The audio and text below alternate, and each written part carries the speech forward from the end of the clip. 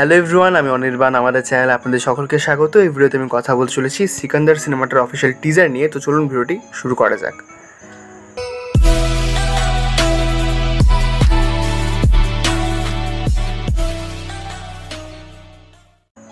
তো সিকান্দার সিনেমাটা যেটা এবছর ঈদে আসছে এবং ছবিতে মুখ্য চরিত্রে রয়েছেন সালমান খান, আর ছবিটি ডিরেক্ট করছেন আর প্রডিউসও করছেন এআর মুরুগাদাস।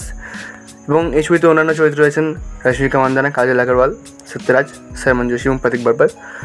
তো এই ছবিটার টিজার এসেছে, বহু প্রতীক্ষিত একটি টিজার এবং মাত্র 1 মিনিট 20 সেকেন্ডের একটি টিজার। তো আমি টিজারটা দেখলাম এবং এটা আমার মোটামুটি ঠিকঠাক একটা ভালো টিজার মনে হয়েছে। দেখুন, আমরা জানি যে সাউথে যেমন আর কি বিজয় বা রজনীকান্ত এই অ্যাক্টরদের আর কি সেলিব্রেট করা হয়, তো আমাদের এখানে সবথেকে বেশি সেলিব্রেট করা হয় সলমান খানকেই, তার যেরকম স্টারডম।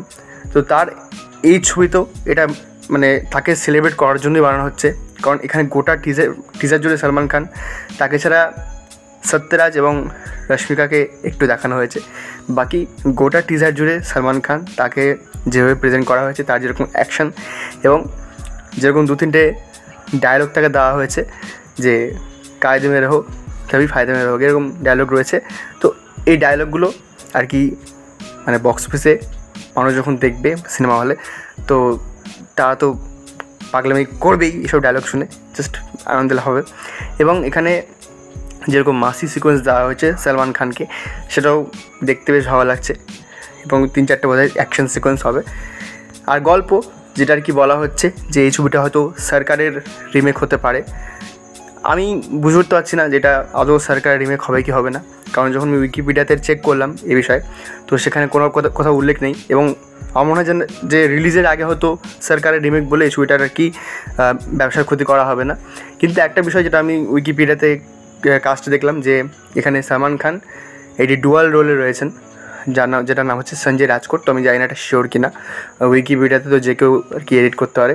বাকি এখানে মিউজিকও ভালো এবং এখানে রশ্মিকাকে যেভাবে দেখানো হচ্ছে 1-2 সেকেন্ড ঠিকই লাগছে।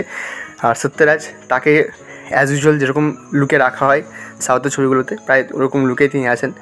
তো মোটামুটি টিজারটা আমার ভালোই লেগেছে এবং এই ছবিটা 28শে মার্চ আসছে, তো দেখা যাক ছবিটা কেমন হয়। আর খুব ভরসা আছে আমার এআর মুরুগাদাসকে নিয়ে, কারণ তিনি ভালো ছবি করেন। এবং যদি এটা রিমেকও হয়, আমার মনে হয় যে সলমান খানের যে স্টারডম তার উপর করে মানে তার উপর ভিত্তি করে নিশ্চয়ই চলে যাবে।